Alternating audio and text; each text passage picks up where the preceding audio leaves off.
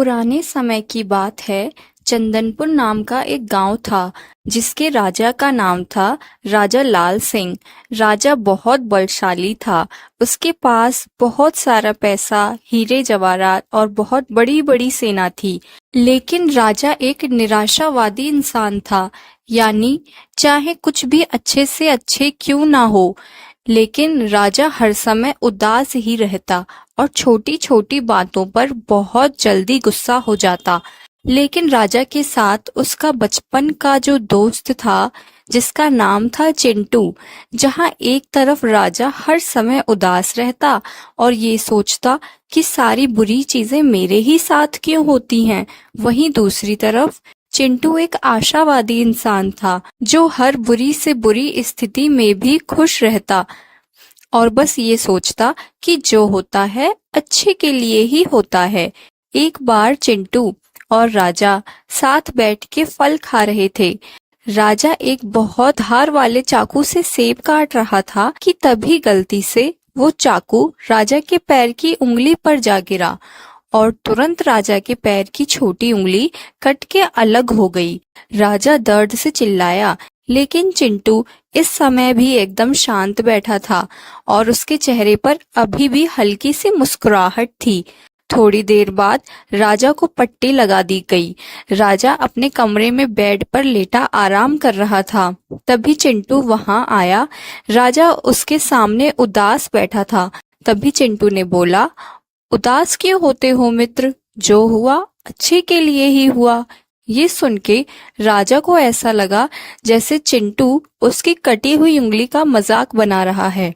उसने गुस्से में अपने सिपाहियों को बुलाया और चिंटू को जेल में बंद करने का आदेश दिया। चिंटू फिर भी मुस्कुराता रहा और जाते जाते भी उसने यही बोला कि जो होता है अच्छे के लिए ही होता है। कुछ महीने बीत गए। राजा एक भी बार चिंटू से मिलने नहीं आया, लेकिन बिना चिंटू के राजा का मन भी नहीं लग रहा था। उसको बैठे बैठे और उदासी आ रही थी। तो इसीलिए राजा ने अपने सिपाहियों के साथ शिकार पे जाने का प्लान बनाया और अपने कुछ सिपाहियों के साथ शिकार पे चला गया।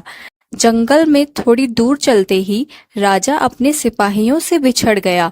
अब राजा और परेशान हो गया और सोचने लगा, हे भगवान, सब बुरा मेरे ही साथ क्यों होता है।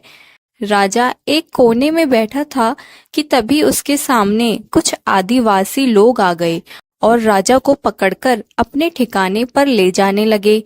आदिवासी कुछ पूजा कर रहे थे और थोड़ी देर बाद उन्होंने राजा को लिटा दिया और एक आदिवासी एक हाथ में बड़ा सा चाकू लेकर आया। तो राजा उसको देखकर समझ गया कि ये आदिवासी मुझे यहाँ पर लगता है मेरी बलि देने के लिए लाए हैं। राजा बहुत डर गया और तेज तेज चिल्लाने लगा।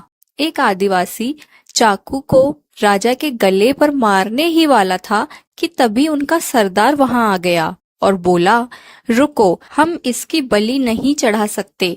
आदिवासी बोला, लेकिन क्यों सरदार? सरदार बोला, ध्यान से देखो, इसकी पैर की एक उंगली कटी हुई है। अगर हमने इसकी बलि चढ़ाई तो ये अधूरी बलि मानी जाएगी और हमारी देवी हमसे खुश नहीं होगी। इसीलिए हमें किसी और की बलि चढ़ानी होगी। तब राजा को याद आता है कि जब उसकी उंगली कटी थी तब चिंटू ने भी यही बोला था कि जो हुआ अच्छे के लिए हुआ। अब वो लोग राजा की उंगली की वजह से उसको छोड़ देते हैं। राजा भागा भागा अपने महल आ जाता है।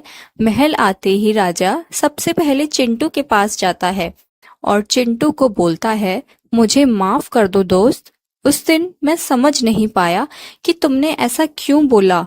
मुझे बहुत दर्द हो रहा था, इसीलिए मुझे लगा तुम मेरा मजाक उड़ा रहे हो। मुझे माफ करना।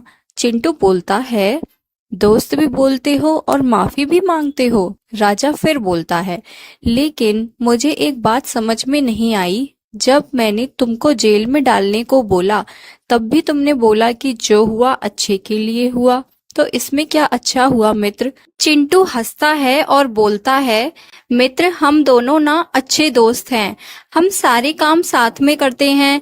अगर उस दिन तुम मुझे जेल में नहीं डालते तो शिकार पर मैं तुम्हारे साथ ही जाता और वो आदिवासी तुम्हारे साथ मुझे भी पकड़ कर ले जाते, और क्योंकि तुम्हारी तो उंगली कटी हुई थी इसीलिए तुमको तो वो छोड़ देते, लेकिन मेरी तो कोई उंगली नहीं कटी, यानी मेरी बलि तो पूरी बलि मानी जाती। राजा को सारी बात समझ आती है और राजा हंसता है और फिर दोनों वापस अच्छे दोस्त बन जाते हैं। तब जाकर राजा को एक बात समझ आ जाती है कि जो होता है अच्छे के लिए ही होता है, और राजा भी अब खुश खुश रहने लग जाता है।